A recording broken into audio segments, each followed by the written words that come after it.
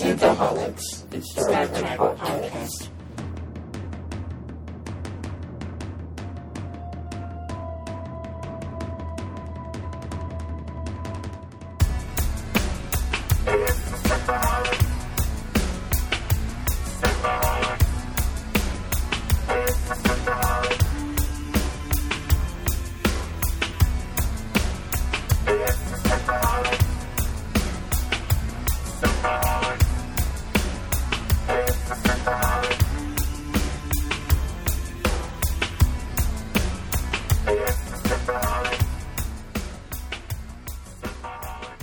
Welcome to Synthaholics, your weekly shot of Star Trek. This is your host, David Duncan, and with me is... Aaron O'Brien. What up? Hey, O'Brien, what's up? O'Brien. O'Brien flakes. They don't make those here, do they? No, they're Irish. Lucky Charms and They're Cheerios. called Lucky Charms, right. Last night, I went out and I saw Mars. Attacks? No, I went and saw the planet. It was in the southeast sky. Apparently, it was the closest it's going to be in the next 15 years to Earth. So, yeah, so it was cool because I don't have a telescope. I'm a very, very amateur astronomer. I can see certain constellations, and I can kind of find things like where Vulcan is and all that stuff. Yeah, but I would like to get into more. Doing more astronomy and stargazing. I want to do like sky photographs. Oh, those are beautiful. Yeah, I want to do star photographs. The equipment's expensive though.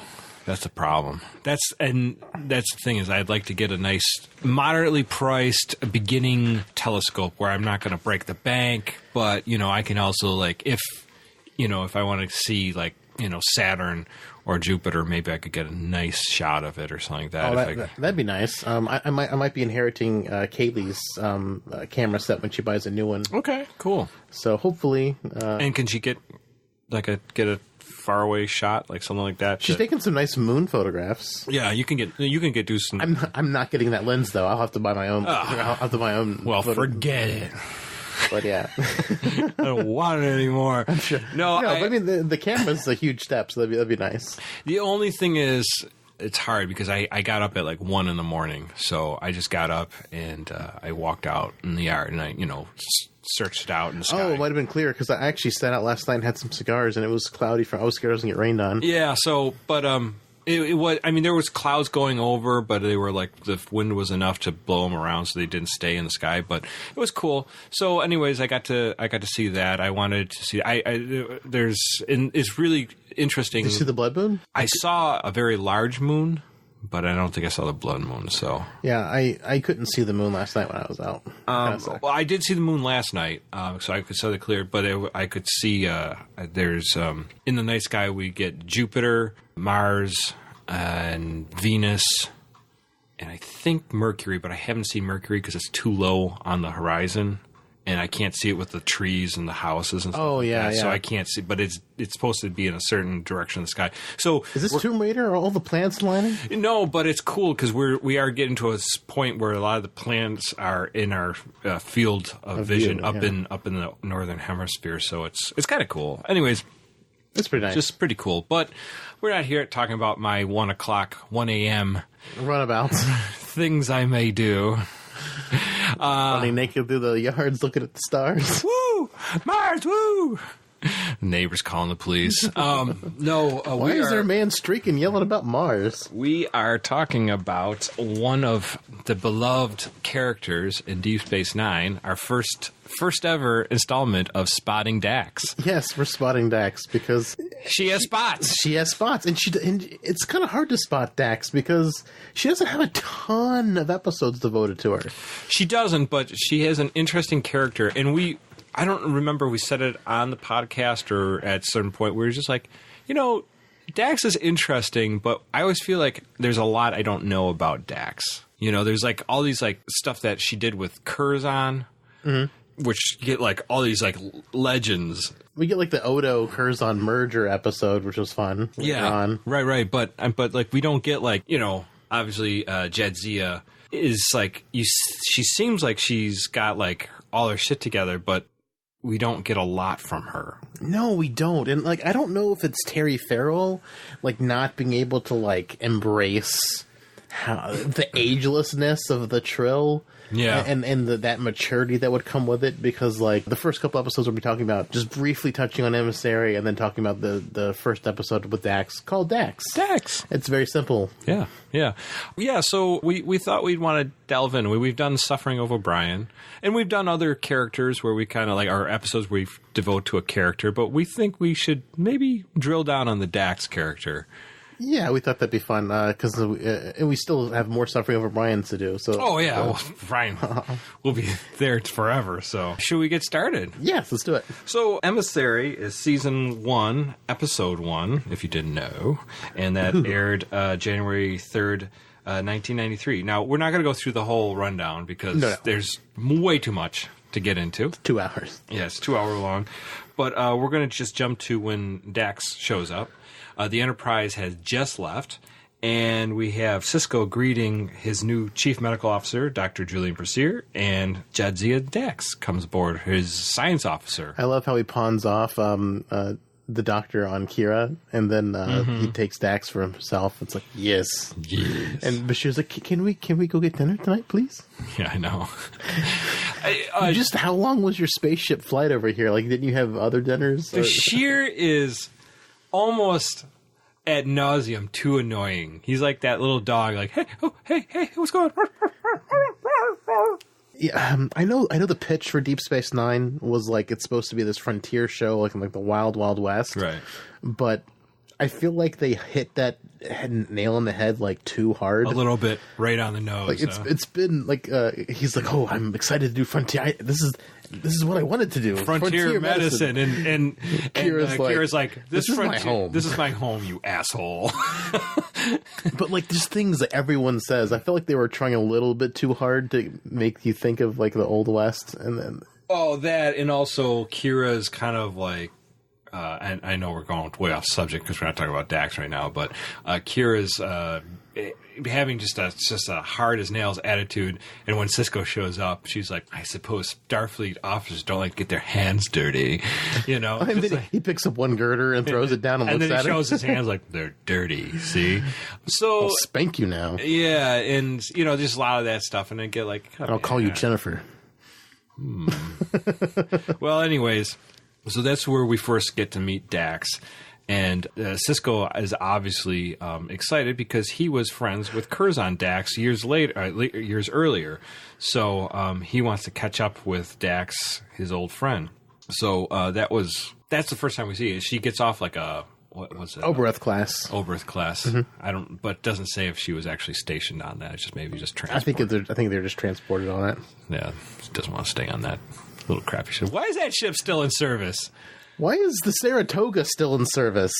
I don't know. Just speaking of, like, we're talking about ships being in service, the ship at the beginning that Cisco's on. What is it? The Saratoga. It's a Reliant class ship. Right. This is the ship that got drained of power by the probe in Star Trek 4. It's the same. I didn't check the registry, but I assume it's the same ship because it's a Miranda class ship. And I'm like, really? You're putting a 100-year-old ship against the Borg? Right. This is why you lost Wolf 359. Damn it. These crappy old ships. So this is where Cisco has the orb, and he gives it to Dax to be like, study this and figure out and like cross-reference old reference, any kind of reference to the orbs in Bajoran history. She looks like 10,000 millennia or something like that. It's like ridiculous. Like, wow, that's a lot of millennia to be searching for. So, and this is kind of the first time we see her in her like science lab. And then the orb takes her, and we see the passing of Dax from Curzon to Jadzia. Yeah, so we see him kind of above, and there's two tables where both like facing opposite of each other to their legs. If only it was like that toilet seat, love seat that the Shatner and Chekhov were interviewing on. That would be great. Yeah, it was almost like that. Even more intimate. It was sort of like that, except they're kind of like feet to feet, but not quite. They're kind of crossed over. But anyways... gotta get that slug in and out quick. We do get the slug getting pulled out and then inserted into Jadzia. So in Curzon, it kind of dies at that moment. So, and obviously, that was a big thing to Dax. at the time. Obviously, she's her joining. It's like losing your virginity. You never forget that.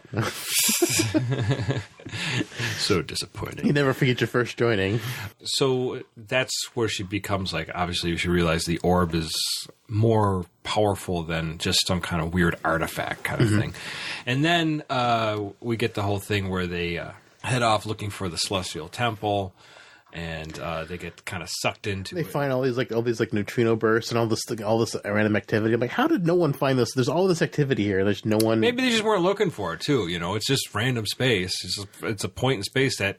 Sure, but like they showed all the breakdowns, all the stuff that happened in that area. It was like 30 pin marks. It's weird. There seems to be a lot of activity here, but nobody seems to be looking for it. But we do find that Jadzia Dax and Cisco get pulled in through the wormhole, and they find themselves in the Gamma Quadrant. And then they're like, hey, let's go back. And then they get stuck. Inside of it. And then Jadzia gets transported in an orb form, which is weird, back to Deep Space Nine. So that Cisco can wax philosophically like what time is and everything like that. It was actually, because I hadn't seen Emissary in a while, I found it very fascinating to hear Cisco kind of talk about being kind of in working through time as a linear instead of how what do they call them? Fourth dimensional or higher beings, or the prophets. The prophets live in. And that's why I think they're like way higher than any other race in Star Trek, because they're so confused about how time works. Or maybe it's so alien to them because they just can't think of it. That's why I think they're way more beyond the Q, because the Q, they still understand how time works. They're not confused about linear creatures, because he's fascinated by Picard and by Janeway, I guess. Q is. Well, so Q is an elevated being, but he's not as elevated as the prophets are. The prophets, yeah, but without getting lost in those weeds, I mean, that's. Well, I would just. I know you like to talk about that a lot. Yeah, I know, but this just kind of reinforces that fact. And now that you've rewatched it, it's like that's why I think they're like the most evolved. We could get into that at another point. Yeah, we could get that at another point for sure. The prophets, with the prophets versus the Q, that could be an episode. So Jadzia Dax is one of the first people to go into the Gamma Quadrant, which traverse the wormhole. Yeah, which is pretty cool. And she's one of the first people that wants to stay there. Later on, we'll talk about that. Yes, and she's the first to be turned into orb form. At least as far as we know. So, does anyone else get turned into an orb? I don't know. I don't think so. But I thought it was weird. She was like this floating chalice. Yeah. And then all of a sudden, it's like, it's the cup of Christ. Oh, it's Jadzia Dax. So. Anyways, she gets transported, and obviously shenanigans ensue with the Cardassians, and we have the Deep Space Nine getting transporting itself miraculously in front of it. Well, if we put a bubble around the thing, he'll make us lighter. And I'm like, why does weight matter in space? I don't know. Anyways, yeah. So I'm like, you're not like. Well, I guess if you're going like super fast, it might matter. I guess. But yeah. So then, obviously the Emissary wraps up with the Rio Grande, I believe, pulling the Cardassian ship, Gul Dukat's ship, out of the wormhole, and it kind of like proves that the wormhole was there, and they obviously Deep Space Nine is now in front of this wormhole. Yeah, I think it orbits the wormhole instead of orbiting Bajor. And so it's sort of like it's last line of defense. Yeah, protector sort of. It's the post that you hit just before you go. And the prophets made a deal with them that anyone could pass through the space. Whatever. How do you work that deal out? I don't know. Well, it also just watching all the stuff with Cisco and them. It was just interesting knowing that he is part prophet, just like thinking about what the things they're saying to him, because and knowing why they reached out to him is it's kind of interesting to watch. Well, yeah, I don't think that was written or maybe even figured out yet. Oh, probably not. But I mean, but watching it with the context, it's still interesting. Right.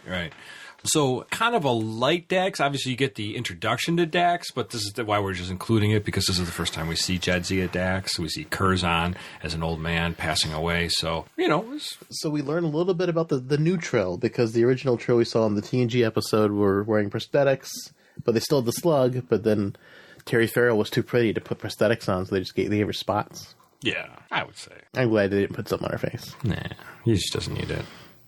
I'm glad. Well, the next one we get is the episode Dax, which is Season 1, Episode 8, which first aired February 14th, 1993. This one we'll get into a little more detail with. This one doesn't need all that much detail. It's not much happens in this episode. Not really. a lot, but it is interesting to break down the Trill. Maybe this is the first. I mean, obviously, like you said, we had the TNG episode with our first introduction to Trills. Riker became a Trill for a second. He got the Symbiont in him. He shot a bone crusher. I'll do it. So, so we get O'Brien and his wife Keiko. They're going to Earth to visit their mother's 100-year-old birthday. Oh, yeah, because O'Brien isn't in this episode. Yeah, he's not. And neither is Jake, thank goodness. And Jake is gone. And during that time... Gee golly, Dad, how come I'm not in this episode? Yeah.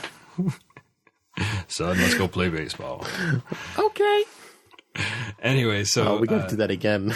Jadzia Dax and Julian Frazier are studying to do repair work because O'Brien's gone. Apparently it falls on their laps, which doesn't make any sense whatsoever to me because there's got to be other people doing repairs. But maybe they're late on the duty roster. I don't know. Well, it's still early. Deep Space Nine probably isn't up fully running yet. That's what they said in the Memory Alpha is why they had the courtroom right in Quarks is because they're like, oh, well, it was falling apart a couple episodes ago because the Cardassians wrecked it. So, I mean, maybe it's not fully staffed and fully repaired and stuff yet. There's a gaping hole in the wall. Mm-hmm. Great time to go on vacation, O'Brien. Yeah. So they're sitting at like Quarks and they're just doing their little banter between Bashir. Obviously, Bashir is just pretty aggressive with her, and like, she politely refuses for him to take his recorders, and he's like, it wasn't forbidden. Well, so he chases after her. I'm just being polite. Just because I said no doesn't mean it's not forbidden. Maybe I just don't want it. Where she gets... no means maybe.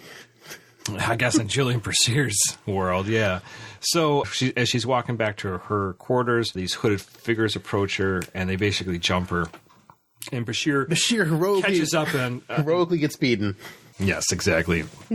He lasts all of 2 seconds. Brave Sir Robin ran away. You know... Bravely he does away. fill out later on during the further episodes, but he is extremely small person. Yes. You don't really think about it as much. At least I hadn't until I saw him get slammed against the wall by that woman. I'm like, whoa, you are one small guy. Oh, and as a character, he gets much, much better. Like in season 1 and 2, he's pretty insufferable, yeah. but he gets so much better. Kira is insufferable. For most of the seasons. Bashir's insufferable. Yeah. So, yeah, I mean, it's kind of hard at the first couple seasons. But anyways, so that's when Bashir comes to, he's like, oh, they took Bashir. They took Dax. I was trying to stalk her. They took Dax. Yeah, they took Bashir. So how long ago was it? I don't know. A woman knocked me unconscious. A woman? I mean, a very large man. Knocks me unconscious. So anyways, these kidnappers take off.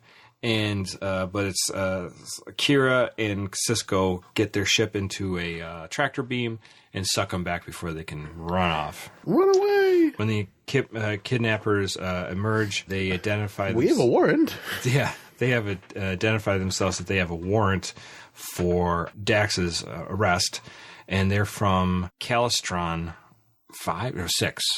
Calistron 6? Calistron 6, I believe that's right. I wanted to say Dividia 2, but that was last episode. Why would you name yourself 6, too? It's like, wouldn't you just call yourself Calistron? Like, we're 6. We're Earth 4. Yeah, right. Yeah, exactly. It's weird. So anyways... Or Soul 4, I guess. Apparently they have a extradition treaty with the Federation that if anybody does anything wrong, the Federation will turn them over. I'm sorry, we're 3. We're the third planet in the solar system. Well, you just add an extra planet in there. Yeah, it's like there's another planet. I'm sure there is. It's one before Mercury. It orbits inside the sun's chromosphere. It's called Pupiter. Yes. Anyways, so I saw it in the night sky. Like brown. Yummy. Anyways, Odo does confirm that the warrant is real and that the crime was committed 30 years ago. So this is during the time when Curzon Dax was in full swing. And Sisko is... Full swing, no pun intended. Mm-hmm. Sisko doesn't believe any of this because what the crime that she's accused of is treason and murder. So there is a general that was I kind of lauded as a hero on this planet, 30 years ago. That was a General Tandro. That was supposed to be this big rebellion, and Curzon was helping during this rebellion. And they were best friends too. They were the best of friends. But then apparently, some transmissions came to light that maybe Curzon Dax was the person who was called in the ambush to get rid of the general. Anyways, so this is General Tandro's son that is serving the warrant. And Sisko's a little confused, like, why didn't you just hand me the warrant when, instead of just trying to kidnap? That's pretty fishy. It was weird. I think they just did it just to do an exciting... An action scene? Yeah. Because there's no other real action scene. They don't really explain it. Yeah. I feel like, that... I mean, he uses it as a point in the trial. Yeah. It's like, oh, well, you could have just come to me. But, I feel like it just gets kind of dropped. Yeah. And I feel like that would make the trial, invalid. Just being like, hey, look, you tried to kidnap her. I'm just going to throw out your claim completely because that's inappropriate. Well, also, Kira brings up that Caldestron is allied with the Cardassians. Ooh, that makes it a Bajoran matter. So, and that's the thing, is that because the Federation has extradition laws with Caldestron, that they should be able to just hand over Dax and say, there you go, have fun with her. But because technically they're under Bajoran rule, that means that, hey, you have to go through Bajoran politics law. So yes. And so we get this adorable 90-year-old lady with a big rock. The Arbiter, which basically has the same... gavel as the guy from Undiscovered Country. Well, that one's made out of metal. Hers is made out of stone. You don't know. And I mean, is she like eating a lot of Activia or something like that? Because they take more breaks, and this is. We take a 2-hour break, a 1-hour break. She's constantly just running off. She's like, I need to use the bathroom. I've got the runs. Really bad. You should have some Viba. Stiffen up that stool. I think she's taking Jamie Lee Curtis's Activia commercials a little too seriously. You can eat some solids.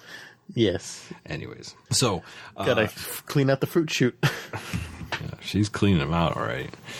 Well, anyways, we get this. It's not a trial; it's a hearing where she has to basically okay the warrant. Okay, the extradition orders. Yeah, they say, yeah, okay, we'll let you take Jadzia Dax back to your planet. During that time, Sisko's like, hey, Odo, why don't you go to Caldestron and do your thing, do a little investigating work.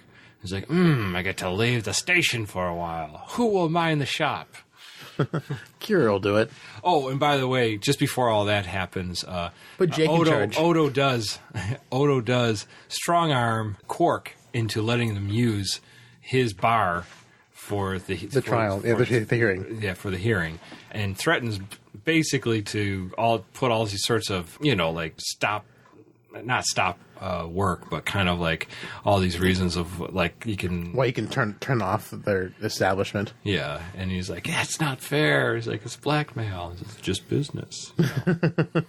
I mean, literally, the best thing about season 1 and 2 of Deep Space Nine is the Odo Quark dynamic. Yeah. That's the saving grace of the show's first 2 seasons, because they're rough. Yeah. And their dynamic is always great. It's almost always gold. And during this time, too, by the way, Sisko keeps on pleading with Jadzia to tell, what is this about? Tell me what's going on. And she's stone-faced the entire episode. She will not say anything. She will not. She's basically just let him take me.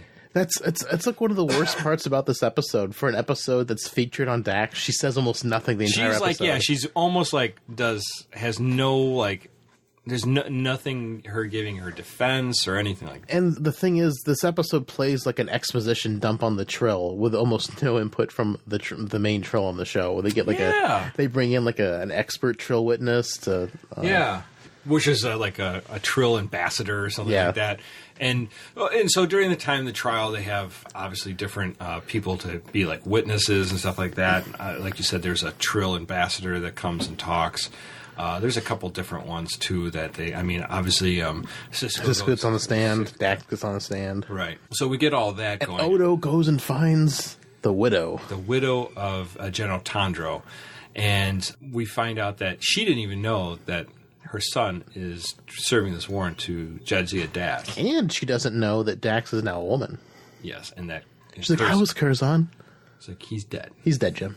Yeah. So she's kind of... You can tell she feels... All of a sudden, she feels worse about it. Yeah, she's like, uh-oh. You know, like, this isn't really what I thought. Because I think she kind of knew something was going to happen, and maybe that Curzon was going to come back, and maybe Curzon would come back into her life. Mm-hmm. But Curzon ain't coming back. Maybe she could convince Jadzia to swing. I kind of got that inferred for a moment, but then... A little bit, at the end, too. Yeah. Oh, yeah, that's what I meant. Yeah. At the very end. So, anyways, we find out that Odo is saying, yes, Curzon was on obviously the planet at the time when General Tandro was ambushed by these rebels. And he, and because Curzon Dax was there were some transmissions that were sent. And kind of thinking that would have been Curzon that was doing that, but it wasn't. Because there's only a couple other people who had the thing, and everyone else had an alibi. Right. Curzon did not have an alibi. Yeah, what was Curzon doing? He was banging. The wife of the general, his best friend. He was with the general. They were so good friends that he was taking care of his wife for him. Yeah, it's like, well, you're away. You know, I'm just making sure her bed's warm. Right, exactly. I'm a bed warmer. Anyways, bang, bang. So we get that Curzon Dax is not just had a long friendship, but they were having an affair with General Tandro.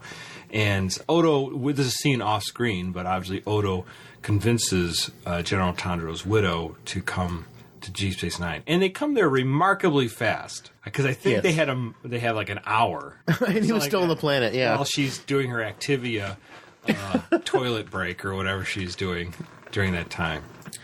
Oh, the time had to have been working different or something. Like, so the stuff had to happen earlier or something, and they're only singing at certain times. Because it was very convenient that they got there to the station right before the final verdict was given, and she gave her testimony. Yes, Curzon was in my bed. He was giving it to me jackhammer style. And the son's not happy about this, of course. Mom, you're embarrassing me. Why did you spread it for Curzon? What was wrong with Dad's thing? And apparently, from what we heard, that the general is not all cracked up for these what everyone's putting out to be. So the legend is a little like grown. She's like, I knew him. I lived with him before he was this legend. He just sounded like he was an asshole. Yeah. You know, but so does Curzon in a lot of ways too. Yeah. So maybe that's why they got along so well. Just to back up just slightly too, we did a great. There was a great like part where they were talking about is there a difference between Curzon and Jadzia, and obviously they're two different people. But we get to know that the Symbiont Dax is obviously carries all the memories. And the Symbiont has its own personality as well that kind of meshes with it, but with the new host. But are they still accountable for past actions? And that answer is never answered. It's never quite answered. But I feel like there was a past murder episode too, which we'll get into at some point. With at least in this episode, it's not answered. Not in this episode. Yeah. But I just found it very interesting that they went into it and they got into like kind of, I don't want to say the metaphysics of it, but definitely the ethical sides of like, are they... It's the perfect crime. You can just evade the law until you switch hosts. And I'm just like, that's a lot of work. Are you a new person? That is a lot of work for new crime. Hey, criminals do a lot of things to cover their tracks. I don't know. I would argue that they're different people. I would say that Curzon is a different person. Jadzia was a different person. And then Jadzia Dax is a different person. Mm-hmm. So, like, I would say she's neither purely Jadzia or purely Dax. So that's enough to be a different person. But the Symbiont knew what was happening. Yeah, but... Well, so did Jadzia, but... But Jadzia wouldn't have known that the Symbiont committed a crime. I mean, that's... You can't hold... I don't know, but she did know. She understood... Once it was inside her, she knew. Yeah, but not beforehand. Yeah, like, what kind of society would that be? Like, where you're like, oh, you're condemned for what the slug inside of you might have done. Or how about condemned for what your father or grandfather might have done? Yeah, it's really, really crappy. That's a shitty law. Anyways, we get a nice little scene at the very end, like we said, that Tandro's widow and Jadzia have a nice touching moment. And you can tell that, she's confused. Not confused, but maybe she's kind of like, well, it's still you, Dax, but, not quite. Mm-hmm. Obviously things have changed. And obviously Dax made a solemn oath of silence.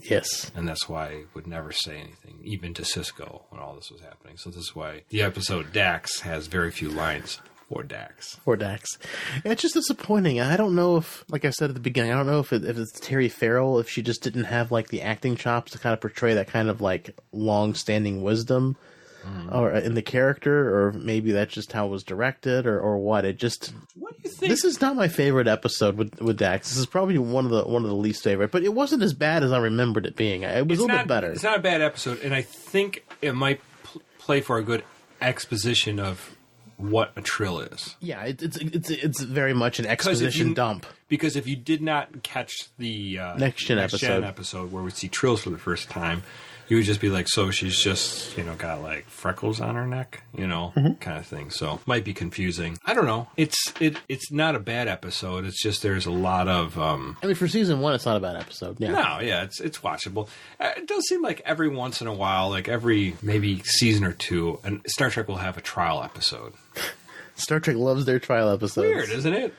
Although Measure of Man's probably still the best. Oh, Drumhead's really good too. Drumhead's good too. There's some good ones in there, but I mean, you're always just like, we're going to go through a trial again. I wonder if there'll be a trial in season 2 of Discovery, since they blew all the budget on the first 5 episodes. Yeah, we got to do something. Trial episode. Let's have a trial on the Discovery or on the Enterprise, whichever. Couple things. The arbiter, Mrs. Activia. She's Anne Haley, and she was born 1934 and unfortunately died in 2001. But she, you probably would recognize her from The Social Worker and Mrs. Doubtfire, where she has to put, where Robin Williams has to put like the cream pie in her face. She's like, hello, all that whole thing. Mm-hmm. So she plays that. She also plays the secretary in Liar Liar. And interesting enough, she played played in Golden Girls opposite of Robert Picardo. Nice. So they were together in that. That's awesome. And then also General Tondro's widow. She was Data's mom. She was Data's mom in Inheritance, and she also was, like I said, we know she's in Dax. She also is in Enterprise's episode Fallen Hero, where she plays the Vulcan ambassador Villar.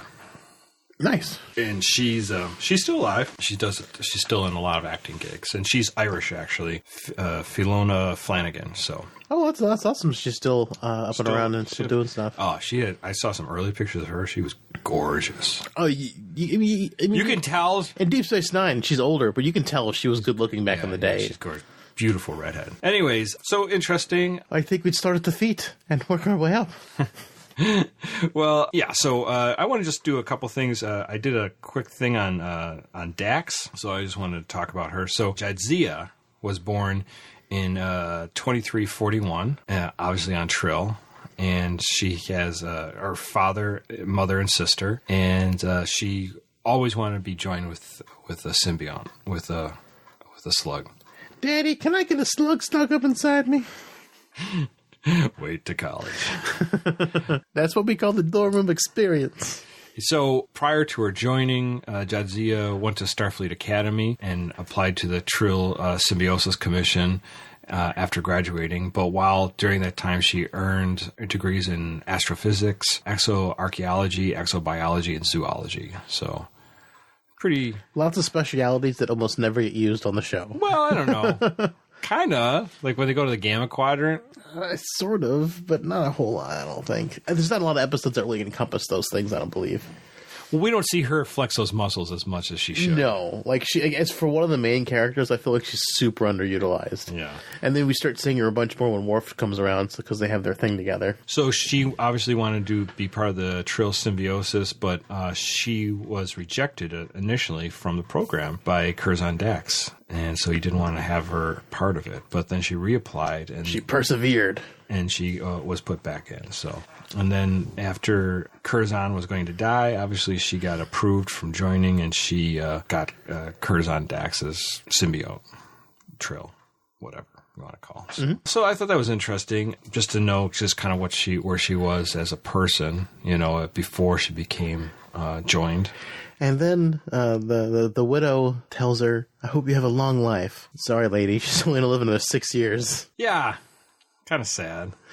Well, when I was reading the memory alpha for these 2 episodes, it sounds like they all signed for 6-year contracts for some reason instead of 7-year contracts. I don't understand why it was 6 years, but she's the only one, I assume, that didn't renew for that one last year. She's like, yeah, I'm fine. I was just like, why? I kind of feel bad that they did that. I mean, Emissary Dax is fun. She's cute, but I mean, I don't think she's as good as Jadzia. Yeah. Especially since we didn't get to see Jadzia flex her muscles that well. No. Well, I mean, later on, like, we get more roles where she does a little bit more. But like you said, this episode, especially with such a strong exposition on the character, maybe just the background of the character is interesting a little bit, but you're not getting much of her. So she's just kind of like... just there. Stand quietly in the corner. Yeah, it was just such a disappointing first episode for Dax. Yeah. As far as, like, getting to know the character, because the character just, like, I crossed her arm, like, no, I'm not saying nothing. I'm doing the silent treatment. I'm not saying nothing. Episodes that have been called silent treatment. So, I don't know. What are your takeaways on these episodes?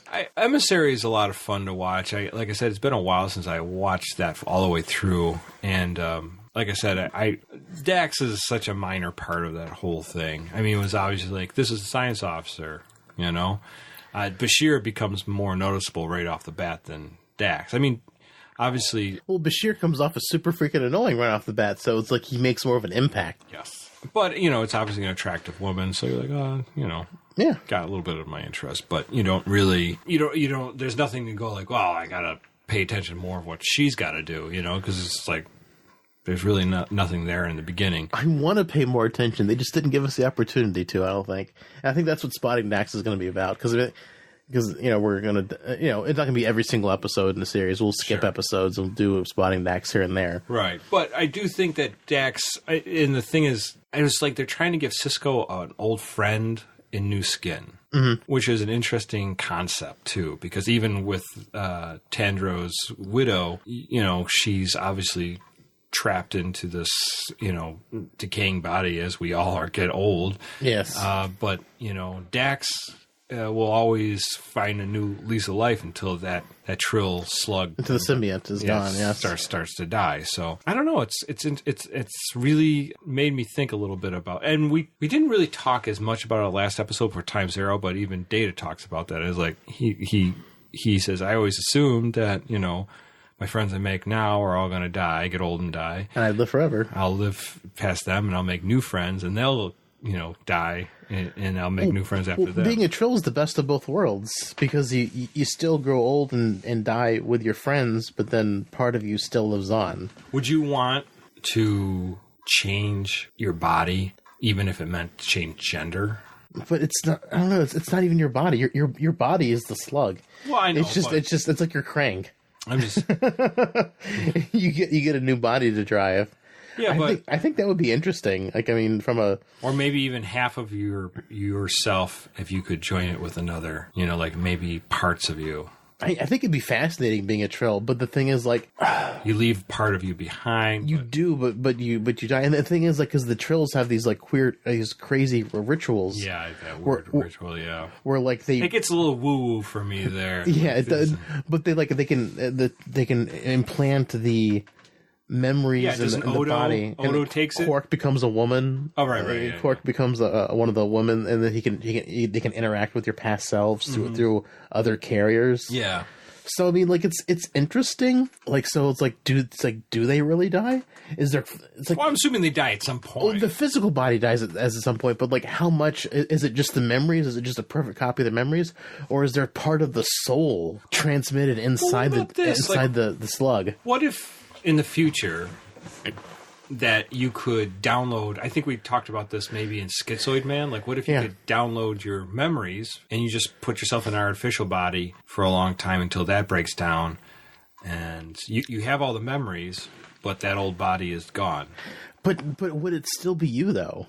I don't know. I don't technically think it would be. I think it would be echoes of you, and I mean it might act like you, but it's still not the same very same person. Yeah, I don't think it would. Would be you like, want to go through with that? I don't know, because I mean the thing is, like, being I'm a Christian, so like we believe in the soul, and like the soul goes away. So even if my memories were transported, I still wouldn't be in it. Like I would still be gone on, because you can't transplant the soul into another thing. No, you're going memory engrams or whatever you want to call them. So they're just like the facts of what happened. So like you could leave behind the facts of David or the facts of Aaron, and in a machine that'll take the good, take the bad. In a machine that'll still act the way they do, but like you're still dead. Like I don't think you'll know. Like you'll still die. Like when I die, like I transfer my memory into a thing. It's an automaton that it's like David, but David's dead. David's gone forever because he's dead and his soul went somewhere else. And so the robot's still there, but like transferring your memory doesn't mean you're gonna I don't think I would I don't think doing that would make me experience life beyond my death. You know what I mean? Because that's the whole point. You want to transfer your consciousness so that... Okay, but what if we do the same thing with the Trill idea? Like, what if they could take you and maybe not put all of you, but put you into another body? Because that's I think that's interesting. Because I think because the symbiont is part of you, it maybe takes part of your soul with it or something like that. Or maybe. I mean, going with your beliefs, maybe Curzon, when he died, his soul went to wherever he's going. But a part of it was still in the thing, because they still have their... But the memory engrams are in the slug creature, while the physical humanoid body dies away, and the Curzon part kind of dies, but then it gets all kind of compiled and brought into Jadzia. But what if they could do that with you? Would you want to go through that process that maybe half of you would be eliminated, but parts of you would still be there? I think it'd be fascinating. I'd sign up for the joining program. Yeah, you would. As long as they don't execute me for for something someone did in the past, slug. And I also want to know who came up with that idea. It's like, hey, put a slug inside you. It's like what where did that come together? Because I feel like it would be super unfair to be put on trial and killed for something the thing inside of you did inside another person. Yeah, and it's a melding of consciousnesses. It's not 100% of the symbiont and another 100% of the person. It's a symbiosis, and it's like that joint. It's a joint decision. It's like that cell phone bomb that guy had in. Was it The Dark Knight Rises, or not Rises, The Fall of the Dark Knight, where he's in the prison, he's going like, oh my god, hurts. Oh. He had the bomb inside of him. Is he to blame for that bomb inside of him? The Joker put it in there. I wouldn't. He's dead, so it's not like you can blame him for it. He's in lots of parts. Still dead. But yeah, I would like to be. I think I would be fun to be a Trill. What about you? What if you were to change, just sexes? What if you're also a woman? But the thing is, it's not really. It's just all of your memories, so it's not even really. Well, part of you. I suppose the slug doesn't give a damn really about sex per se. No. I mean, maybe it's. I don't know, but I don't know if I would. I think it'd be interesting to. I just think it would be so advantageous to have all this life experiences, knowledge inside your head. That's that way. Just figuring out life would be so much better. I think it would give a better insight on life. Yeah, and that way you can, if you had a slug with a female's perspective, you could talk to women better because you'd have that perspective. That's or whatever. You're worried about. Yes, exactly. No, but my thought is more of what each host. You can identify with your girlfriend better, maybe. But what most hosts would have for their viewpoints of life. Everyone has I'm sure Curzon's feelings on life are very different than Jadzia's feelings on life. And so you would get these different philosophies, he thinks this way, but this person thinks that way. So you'd have all these different philosophies in life. And, obviously you can disagree or agree with them or take parts of that you agree with, but that's got to be confusing too. Because we don't see that a lot with Jadzia, but we see it a lot with Emissary, where she keeps on ordering Gach or Raktajin or something. Right. She's like, oh, I hate this, but she kept ordering it because either Curzon or Jadzia liked the Gach or whatever. Right. And she's like, oh, I hate eating this stuff, but I keep ordering it because I'm used to Kind of weird. I feel like she's not a very good Trill. Like, she can't differentiate what's going on. The Jadzia knows what's going on. Right. But I that's the thing is, like, I think it would give you more insight on life to have, like, different hosts and you can recall back to, but I don't think it would give you any clear idea how to best live your life. No, I don't think it would make you live your, like, I don't think it would set you on the straight and narrow, but I think having experiences, like full life experiences to reflect on, and be like, you know, it could be like a cheat code guide, you know, like, you know, instead of... Well, it probably would be a nice guide so you can go like, don't do that, but maybe I could do this, or, you know, kind of things like, they made a mistake here, so make sure I don't do that. Where can I do it better? You know, I think that would be fascinating. That would be interesting to have that aspect of it. I don't know. I think I'd have to be like terminal, like ill, have something really sick to make me like think about maybe I might want to do that. But the thing is, I don't know how much of you's like. I mean, you'll have your. But the thing is, the slug will only have the memories of you that, well, it's been inside of you. So it's not like true. But I mean, my point only being is like, I don't know. At a certain point, and maybe I'll feel different when I turn like some 70, 80 years old. But maybe you're at that point. You're like, you know what? I had my ride. You know, maybe you become at peace with it. I don't know. Maybe you don't. I don't know. I'm not there yet. Not yet. I think it'd be fascinating. I wish I was. I wish I could have applied for the Symbiosis project when I was younger. I know. That would be great. Wish I would have just worked a little harder to get into that program. I don't hate the idea. I just don't know if I necessarily want it. I think when your time is up, your time is up, and I think you should like move on to the next. But you do move on to the next thing. No, it's just the slug. That. It's just the slug that retains your memory, and maybe like a sliver of your soul. Maybe I kind of feel like when I go, it's like, you know, at least they don't have to have like Aaron around to make all the mistakes from his past and let somebody else get a try at it. You know, that's how I feel about it. Oh, you just worried about passing on your just bad decisions and bad things that you've done, and you're just like, you know, maybe I've made my mistakes, and you know. Oh, but that's different. Like passing on just mine. Like I'm thinking like, you know, me getting a whole bunch of other people's. Yeah, well, it's like that's advantageous. Like me passing on my stuff. I don't know, not a super successful person. I'm not sure if anyone would my Trill. Well, you never know. And like to say, like where did that start in Trill? Like we don't really get a good look on that. Like all of a sudden. We've been to the Trill like caves where they like the worms or slugs where they live, where they breed, I guess. But we don't like, you know, one point it's like, you know what would be a good idea? Put these inside of us. I mean, maybe it was like a weird sex thing. Or maybe a woman was the first joined Trill. Or maybe it was like the slugs were like super aggressive and would like burrow themselves into people. Oh, maybe. And then like steady eels, and then they discovered. And maybe they were like, hey, you know, you don't have to do that. Maybe we could work this to work together. Kind of. There was like a war, and they fought. The war. It was like thousands of years, and finally they came to a truce.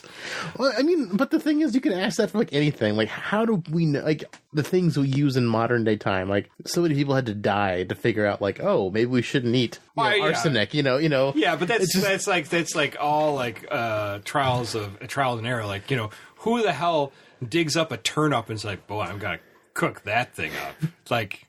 First of all, turnips are gross, and then secondly, like they don't look good when you pull them up. They don't smell good when you cook them. They don't smell good, and they definitely don't taste good. So you got to be really freaking hungry to eat that damn thing. Yeah, so I mean, there's so many things like that, and just like why did we think this was a good idea? And like, it's. I just don't think they had television. I just think they were like. Hey, let's go foraging through the woods. You know, it's funny. No, this didn't kill me. Maybe it's fine. It's funny because I years ago I worked with a interesting lady. She was from Russia, I believe, and she said that when she was younger, they used to go into the forest and they would look for mushrooms to cook and eat. I'm like, I would never go into the forest and just pick mushrooms, random wild mushrooms to eat, because I'd probably die. I'd eat something and just like be like. Poison. Yeah, it's crazy. But I think people used to do that kind of stuff. Oh, they had to have. That's how we know which ones are good and which ones are bad. Yeah, but I think there's a lot of people died along the way. That's exactly what I'm saying. Like, they tried the slug with the sex thing, and then that didn't work. That doesn't work. But, like, how did they figure out to transfer it from one body to another body? I guess they figured out that the slug was still alive for a little while or something. I don't know. Yeah. They didn't... As much exposition was in this episode, we didn't learn about that. And I don't know. And I don't think we ever do. No, we don't really find out the origins of how the Trill's symbiosis come together at some point. It just doesn't make a lot of sense. I mean... Are they both native to the same planet? I would guess so. I'm assuming they must be, but it does seem odd that you'd put those two together, like chocolate and peanut butter. Makes Reese's. Reese's Feces, yeah. Reese's Feces? Yeah. I'm not eating that. Yeah, so I don't know. Interesting thought. I like the idea of maybe passing on something of me if I had to. Like I said, if I was terminally ill, like I found out, and I wanted to have something for my children to know that Dad's still around somehow, even if Dad's a mom, or an automaton. Or an automaton. It'd be funny if I had like a Quaker Oats head.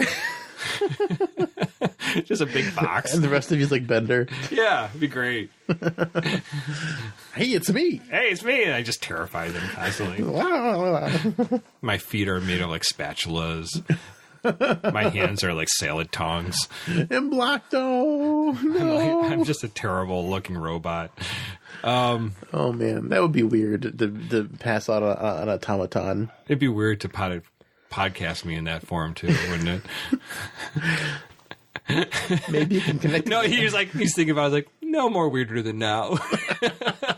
Well, I was just thinking, like, as a robot, like maybe you'd have better Wi-Fi or whatever. Yeah, maybe that'd be awesome. You can just connect to anything. Like, I was just like, wire just shoots up through my head, and it's like you're like Bender. You get like the antenna on the top of your head. Yeah, maybe I'm just trying to be Bender. No, and then the thing is, you could like tune into people's radios and like just like this is Synthaholics. Like I know we could force ourselves on the radio waves instead of just the podcast waves. I think we need to do that. That would be hilarious. Break FCC rules all the time.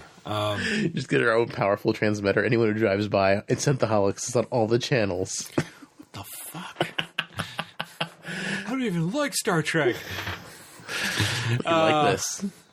But you will listen. Yeah, so, I don't know. Very, very soft opening for Spotting Dax, I would say, for these two episodes. Yeah, it's not heavy hitters. No, not heavy hitters at all. Hopefully, we'll get some better Spotting Dax. There are some good Dax episodes, yes, there are. But they're far and few between, and there's not that many Dax episodes. So we'll be doing some more. I guess we'll have to find more eventually. Let us know what you think. Do you want to be joined with the Trill Symbiont and live your life through somebody else? Yeah, would you guys want to be joined? Let's join the conversation. Go to facebook.com/groups/Synthaholics and chime in. Let us know. Do you want to be joined? Do you want to live forever? Would you want to? It would be all right if you changed genders. Would you be all right with that? All of a sudden, one day you're a man or a woman or. Woohoo! Gotta check out the different parts. Yeah, but there might be things that you didn't really consider when you did that. So. I wonder if that's the first thing, like what happens after you're joined when you were the previous sex. It's Morning wood. Let's see how this works. Yeah, exactly. So, but the thing is, you would already know because the new person already knows how the body. I don't know. Does it work like that, or do you just recall memories? Like I think you just recall memories. Yeah, but it doesn't mean you just have to pull them up all the time. It's like you might think back. Oh yeah, I remember. Maybe it doesn't come that fresh. I don't know how it works. So, well, when you're not trained, I think things leak over a lot more. Like Esri. Esri wasn't a trained Trill. She just kind of had to take the Dax Symbiont as an emergency. Yeah. Right. Yeah. Well, interesting. Well, Spotting Dax #1 in the can, guys. Let us know what you think.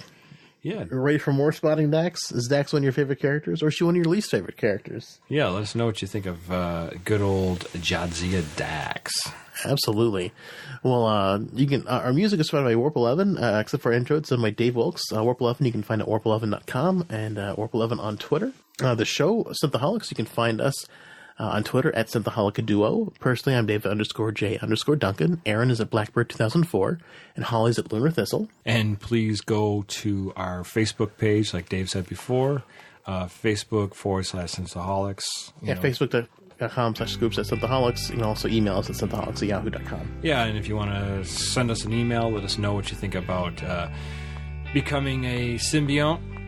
Let us know if you want to do that. We'll get the application ready for you, and we'll read it on the air. And we'll get you set up to see if you make the cut. Also, if you could, please go to Apple iTunes, rate and review us there. It's a great way to just show your support to the show. Hopefully give us some nice stars and a nice review. Also, you could go to Patreon.com/Synthaholics, and you could throw some money our way. That way, that'd be a great way to support the show. We always looking for a little donation to keep the symbiosis of this podcast going. Aaron and I are symbiotes. Yes. It's strange when one of us aren't here.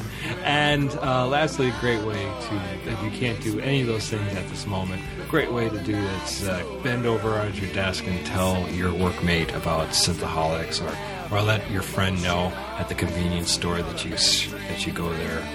And spread the podcast around any way you can. Let them know. Door to door. When you're buying that Monster Energy drink, say, hey, Synthaholics, dude, check it out. Check it out, yeah. It'd be a great way. It's a great way, just word of mouth, great way to support the show. Yeah, and support in any of those ways. They're all immensely helpful. Yeah, we love it when people do. Well, I think that's it for Spotting Dax number 1. Thank you, Aaron, for joining me. Number 1 spot. Yes. Thanks for having me. And I guess we'll get on to the next episode next week. All right. Well, thank you all so much for listening. Live long and prosper, one and all.